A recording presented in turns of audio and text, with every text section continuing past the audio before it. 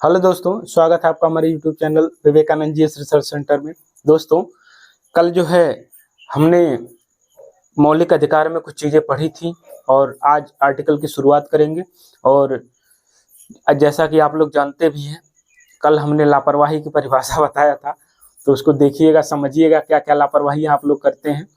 अब हम लोग चलते हैं अनुच्छेद 12 में। दोस्तों, देखेंगे क्या क्या चीज़ें होती हैं।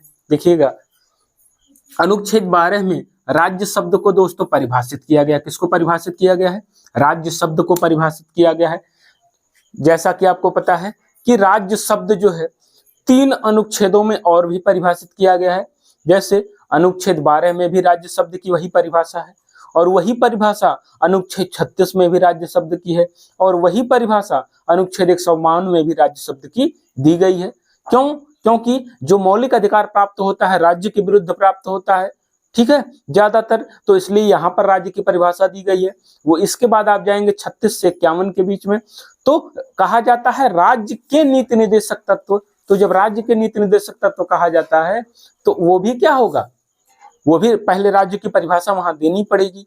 ठीक, इसके बाद आप जानते हैं 152 से 237 तक राज्य विधानमंडल का प्रावधान है।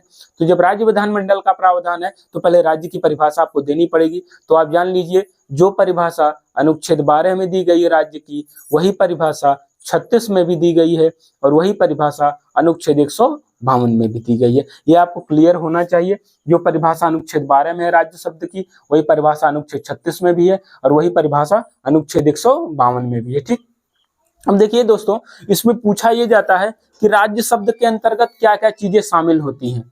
तो जान लीजिए, राज्य शब्द के अंतर्गत जो चीजें शामिल होती हैं उसके बारे में हम लोग चर्चा करेंगे। पहली चीज तो आपकी संसद। अब यहीं पर हम बता दें, संसद में आप लोग जानते हैं लोकसभा, राज्यसभा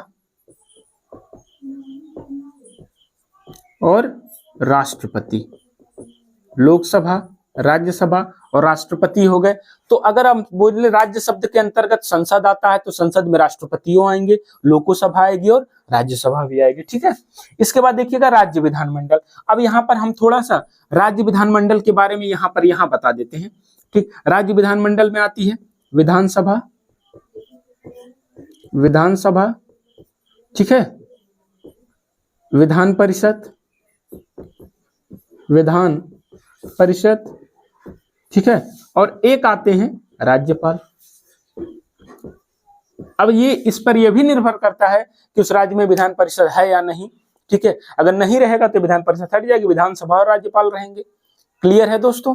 ठीक है, इसके बाद देखिए, तो आपको ये पता होना चाहिए, अगर हम भाई आपसे पूछ लें भाई विधान सभा जो है राज्य शब्द के अंतर्गत आएगी, तो आप बोलेंगे हाँ आएगी, क्योंकि पूरा राज्य विधानमंडल राज्य शब्द के अंतर्गत आता है। ठीक है, तो हमारी संसद भी हो गई, तीनों राज्य शब्द के अंतर्गत आ गए, राज्य के विधानमंडल भी राज्य शब्द के अंतर्गत आ गए। स्थानीय प्राधिकारी, जैसे स्थानीय स्वशासन में हम बात करते हैं, स्थानीय स्वशासन में आपका क्या क्या आता है? एक आती है पंचायती राज व्यवस्था, एक आती है नगर पालिका परिषद। अब पंचायती राज व्यवस्था में आप लोग जानते हैं हमारे यहाँ त्रिस्तरीय पंचायती राज व्यवस्था है। ठीक है, तो 3 स्तर के जितने भी अधिकारी होंगे वो राज्य शब्द के अंतर्गत आएंगे, और नगर पालिका में भी त्रिस्तरीय होती है, उसके भी अंतर्गत जितने भी अधिकारी होंगे वो किसके अंतर्गत आएंगे? राज्य शब्द के अंतर्गत आएंगे। जैसे हमारी जो पंचायती राज व्यवस्था त्रिस्तरीय है, त्रिस्तरीय में क्या क्या है आपका? एक तो ग्राम स्तर पर है, एक ब्लॉक स्तर पर है, और एक जिला स्तर पर है। उसी तरह जो आपका नगर पालिका में है, नगर पालिका में होता है पहले नगर पंचायत होती है, टाउन एरिया होती है, उसके बाद नगर पालिका परिषद होती है, उसके बाद नगर निगम होता है। तो ये सारी चीजें राज्य शब्द के अंतर्गत आएंगी। फिर देखिए यहाँ पर हमने लिख भी दिया, नगर पालिका, ग्राम पंचायत, ये सब राज्य शब्द के अंतर्गत आएंगे। कुछ और चीजें आती हैं तो दोस्तों बहुत आती हैं, लेकिन हमें बहुत ज्यादा लिखने की आवश्यकता नहीं है। हम चुनिंदा अच्छे अच्छे जो भी एग्जाम में पूछे गए क्वेश्चन हैं उनको जो है सीरीज हम लेकर आए हैं। जैसे देखिए भारतीय जीवन बीमा निगम, ये भी एग्जाम में आया हुआ क्वेश्चन है कि ये जो है इसको राज्य शब्द के अंतर्गत रखा गया है। ठीक, आपका विश्वविद्यालय है, इसको भी राज्य शब्द के अंतर्गत है। भारतीय पेट्रोलियम निगम है, इसको भी राज्य शब्द के अंतर्गत रखा गया। खाद्य निगम है, भागीदारी फर्म है, ये सब राज्य शब्द के अंतर्गत आते हैं। ये जो है आपका दोस्तों ये 12 है। देखिए आप जहां पर भी पढ़ते होंगे लोग 12, 13, 33, 34, 35 नहीं पढ़ाते, लेकिन हम आपको एकदम यही जो है 12, 13, 33, 34, 35 ये आपको समझने की आवश्यकता है। ठीक है दोस्तों? ठीक है दोस्तों, तो 12 अनुच्छेद 12 के बाद हम लोग नंबर लगाते हैं 13 का। 13 में देखते हैं क्या है।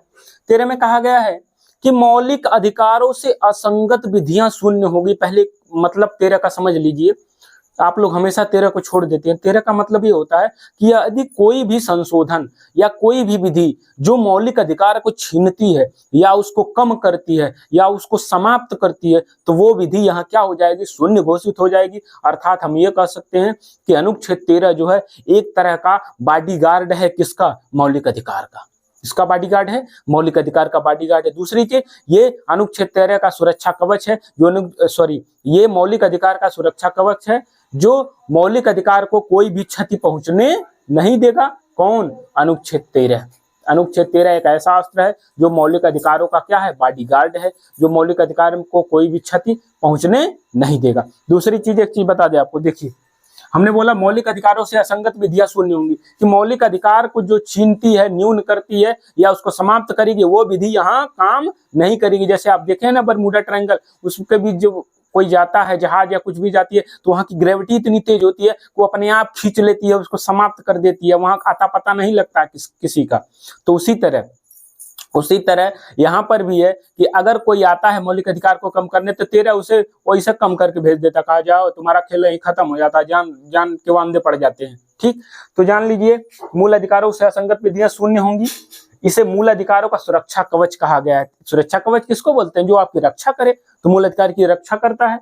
और सबसे पहली बार इसी में विधि शब्द का उल्लेख है। किस अनुच्छेद में? 13 में। अनुच्छेद 13 में सबसे पहली बार विधि शब्द का उल्लेख है। आपको बता दें इसमें दो चीजें हैं, एक है संविधान से पूर्व विधि, एक है संविधान के बाद की विधि। आप जानते हैं संविधान बनने के जो पूर्व विधि रही होगी वो तो अंग्रेजों की रही होगी, या जो है 47 के बाद कुछ न कुछ बनाई गई होगी। लेकिन संविधान निर्माण के बाद की जो विधि है वो विधि तो कौन बनाएगा? संसद बनाएगी। राज्य में देखेंगे तो राज्य विधानमंडल बनाएगी। ठीक है, यही लोग तो बनाएंगे। अब देखिएगा इसमें संविधान पूर्व जो विधि है उसके बारे में हम लोग चर्चा कर लें। अनुच्छेद 13(1) में संविधान पूर्व विधियां, ठीक है, कहने का मतलब संविधान लागू होने से ठीक पूर्व कोई भी अगर ऐसी विधि है जो मौलिक अधिकार को क्षति पहुंचाना चाहती है, तो वो विधि क्या हो जाएगी? वो विधि हो जाएगी भाग 3 के अंतर्गत, वो विधि क्या हो जाएगी? शून्य हो जाएगी। अर्थात कहने का मतलब यही है कि संविधान बनते ही वो सारी विधियां आच्छादित हो जाएंगी। जैसे कहते नहीं है कि बादल जो है, आकाश जो है बादल से आच्छादित हो गया, मतलब ढका जा चुका है। तो उसी तरह जो भी मौलिक अधिकार को न्यून करने वाली जो विधि संविधान बनने से पूर्व थी, वो सब पे एक बादल की छटा छा जाती है, आच्छादित हो जाता है। क्या जैसे नहीं कहते हैं किसी से ढक दीजिए कि इन सबको हटाओ, ढक दो, इन सबको खत्म है, इनका खेला खत्म है। तो उसी तरह अगर पहली की बात करेंगे 13(1) की, तो इसमें आच्छादन का सिद्धांत ये मतलब होता है संविधान से पूर्व मौलिक अधिकार को कम करने वाले की अगर कोई भी विधि होगी तो वो विधि क्या होगी? समाप्त हो जाएगी, हटा दी जाएगी, या वो आच्छादित हो जाएगी, ढक ली जाएगी। दूसरी चीज देखिएगा, इसीलिए इसे 13(1) को आच्छादन का सिद्धांत कहा जाता है। दूसरा जो है 13(2), इसे संविधानेतर मतलब संविधान बनने के बाद। अब आप जानते ही हैं जब संविधान बन गया तो संसद है और राज्यों में विधानमंडल है, तो संसद भी विधि बनाएगी, राज्य में विधानमंडल भी विधि बनाएगी। अब विधि बनाने का अधिकार इन्हीं दोनों लोगों के पास है। तो मान लीजिए संसद कोई विधि बनाई और वो मौलिक अधिकार को कम कर रही है या न्यून कर रही है, ठीक है, तो उस पर क्या किया जाएगा? उसमें कहा यह जाएगा कि दो चीजें वहां पे देखी जाएंगी। क्या क्या देखी जाएंगी? वैध और अवैध।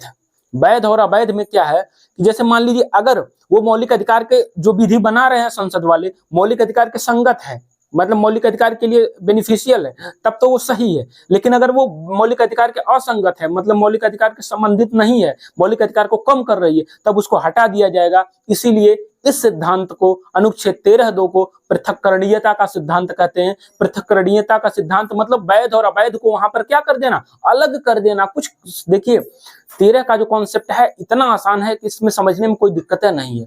तो आप जान लीजिए 13(1) में आच्छादन का सिद्धांत है, 13(2) में पृथक्करणीयता का सिद्धांत है। क्योंकि कानून बनाता कौन है? संसद बनाती है, राज्यों में विधानमंडल बनाती है।